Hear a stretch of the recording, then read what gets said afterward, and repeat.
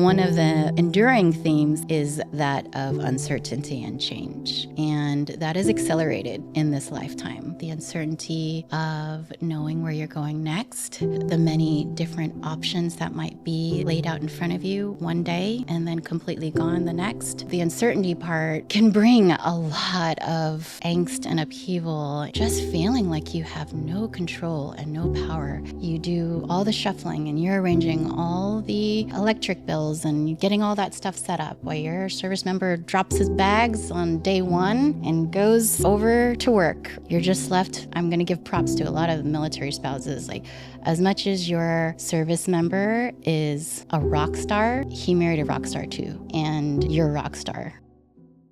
I'd like to talk about uncertainty and change as a military spouse and what that's like. And there's so many different experiences that you can experience as a military spouse, but one of the enduring themes that come up while your service member is in is that of uncertainty and change.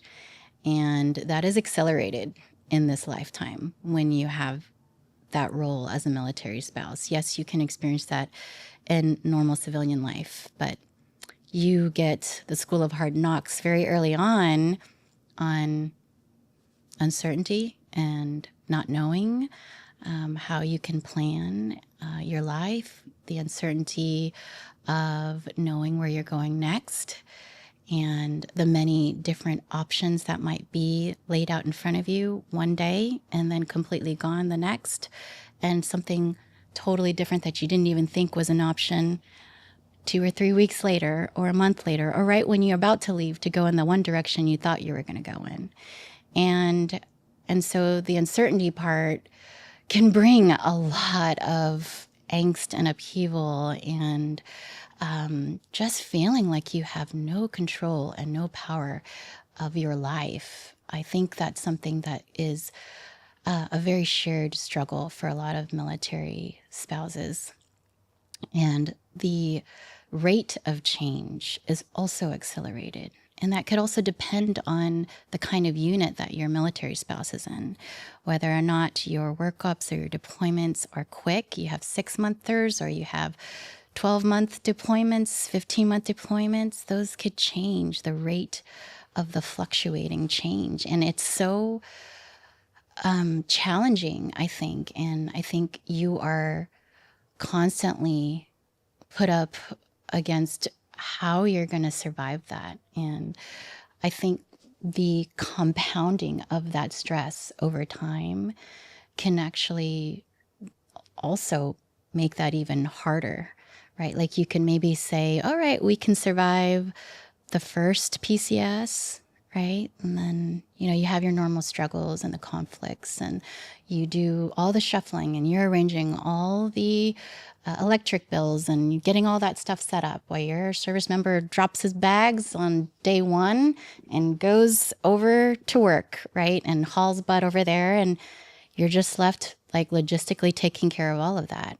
Sure, you can do that for the first PCS move. Then you feel that wear and you feel the rush and feeling confidence that you got to do it.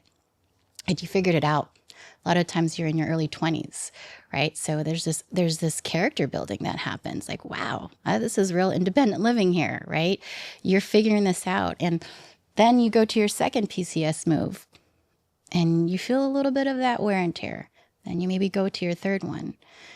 And there's some wear and tear, not on the self, but then also on the relationship that starts to show up. There's a deterioration that can occur. There's a sense of, oh wow, this isn't an adventure anymore. It's losing its allure. It's losing its romantic idea. Like, wow, this isn't quite what I envisioned, because now here I am and I'm thinking, what do I do with myself now? And I'm in a foreign place and I know nobody. And that is, there's something there that requires you to sort of dig deep at some point, to dig deep and really start looking for answers to some of those questions that are going to come up.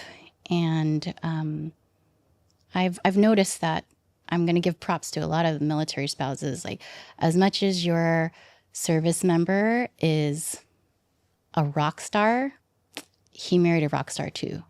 And you're a rock star and you don't know it, but look at what you've done already and look what you'll continue to do.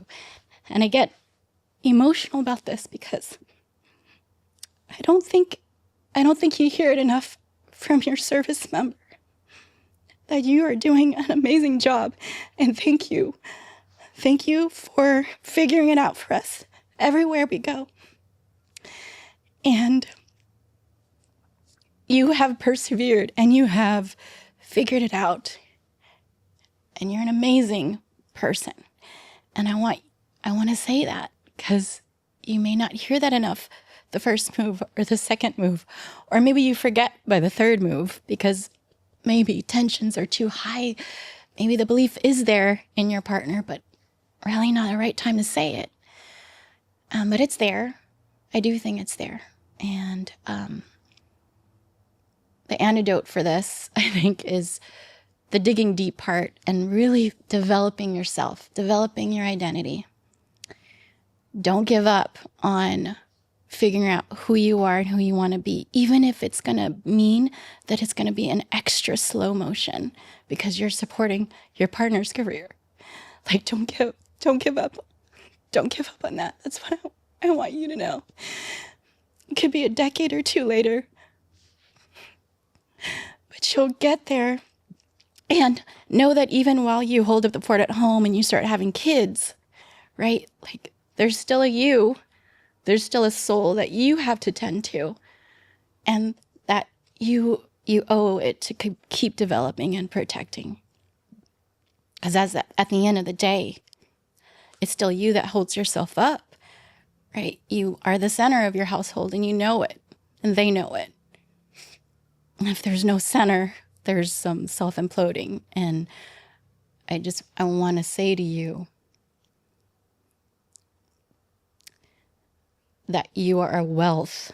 You're a wealth of knowledge, experience, of things to say.